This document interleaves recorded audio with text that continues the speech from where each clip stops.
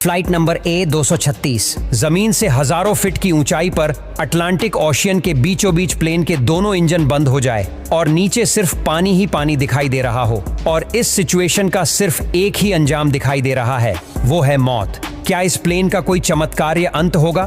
तो आइए जानते हैं इतिहास की सबसे बड़ी दिल दहला देने वाली सच्ची कहानी।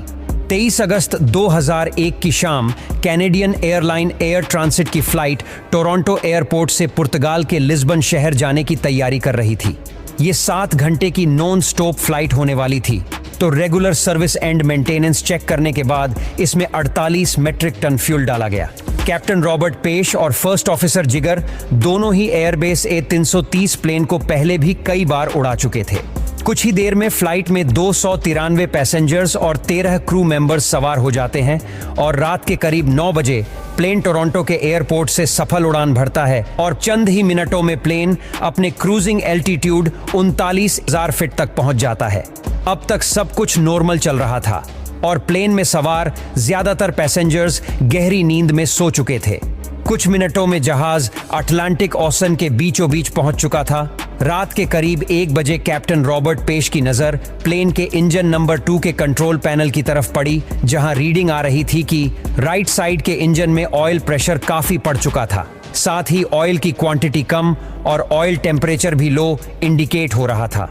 इस तरह का एरर दोनों पायलट अपने करियर में पहली बार देख रहे थे, इसलिए दोनों ही पायलट तुरंत फ्लाइट मैनुअल को देखते हैं, लेकिन उसमें उन्हें कुछ भी नहीं मिलता और पायलट ने कनाडा में स्थित एयर ट्रांसिट के मेंटेनेंस कंट्रोल सेंटर में फोन किया और इस प्रॉब्लम के बारे में बताते हैं, लेकिन जवाब में उन्हें सिर्फ इतना कहा जाता है कि आप एरर को मॉनिटर करते रहे और हमें इस बारे में जैसे ही कुछ पता चलेगा तो हम आपसे कांटेक्ट करेंगे। उड़ान में कोई दिक्कत नहीं थी, इसलिए पायलट ये सोचकर रिलैक्स हो गए कि शायद कोई फोल्ट सेंसर ऑयल की गलत रीडिंग दे रहा है। करीब आधा घंटा बीत गया, तभी कॉकपिट की स्क्रीन पर कैप्टन के सामने एक और एडवाइजरी मैसेज डिस्प्ले हुआ कि लेफ्ट विंग के मुकाबले राइट विंग में फ्यूल कम है। तो पायलट ने क्रॉस फील्ड वॉल खोलकर फ्यूल को दोनों विंग्स में इक्वली डिस्ट्रीब्यूट कर दिया, जिससे दोनों विंग्स में फ्यूल की क्वांटिटी इक्वल हो चुकी थी। मगर 10 मिनट के बाद कैप्टन को डिस्प्ले में लो फ्यूल वार्निंग दिखती है।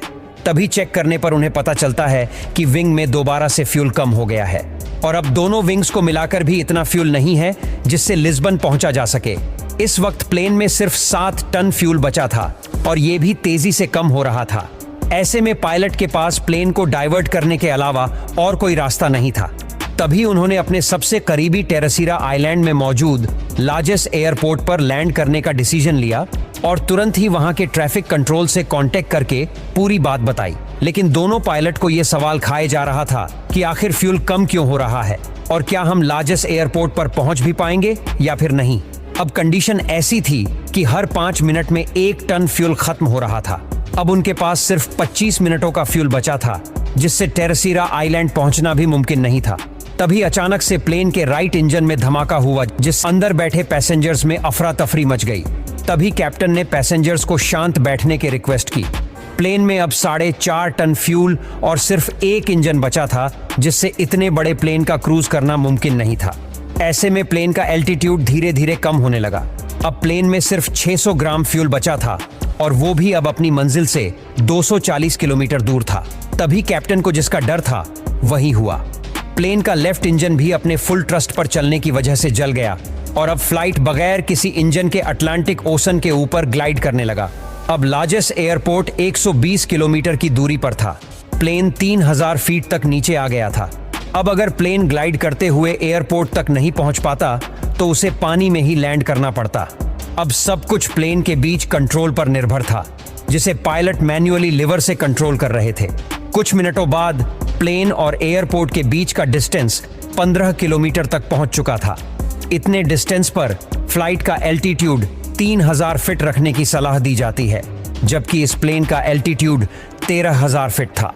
अब पायलट ने वहीं पर 1360 डिग्री टर्न लगाया, जिससे प्लेन और एयरपोर्ट के बीच का डिस्टेंस तो उतना ही था, लेकिन एल्टीट्यूड 8000 फीट से कम होकर 5000 फीट तक पहुंच चुका था, जो रिकमेंडेड लेवल से अब भी 2000 फीट ज्यादा था। इसलिए पायलट ने प्लेन को एयरपोर्ट के रनवे की तरफ मोड़ा और फिर कुछ एस टर्न्स लगाए। इस जिगजैग पैटर्न में आगे पीछे होने से प्लेन को एल्टीट्यूड कम करने का कुछ एक्स्ट्रा टाइम मिला। अब नॉर्मली लैंडिंग के वक्त प्लेन की नोज को ऊपर रखने के लिए फिलिप्स और इंजन थ्रस्ट का इस्तेमाल किया जाता है, लेकिन पायलट इंजन थ्रस्ट के बिना फिलिप्स को भी नहीं खोल सकते थे, क्योंकि ऐसा करने से फ्लैप से मिलने वाला एयर ड्रैग प्लेन को और आगे झुका देता और क्रैश लैंडिंग हो जाती। इसलिए पायलट ने फ्लैप को बंद रखते हुए लैंडिंग करने का डिसीजन लिया, जिससे प्लेन और रनवे के काफी तेज टक्कर हुई और 12 मिनट में 8 टायर फट गए, जिससे प्लेन स्केट करता हुआ एक तरफ खिसक रहा था। लेकिन कैप्टन ने बड़ी ही सूझबूझ से धीरे धीरे ब्रेक लगाई और आखिरकार प्लेन रुक गया। लेकिन तभी प्लेन की लैंडिंग गियर में धमाके के साथ आग भड़क उठी। हालांकि रनवे के पास मौजूद इमरजेंसी क्रू ने उस आग को तुरंत ही बुझा दिया।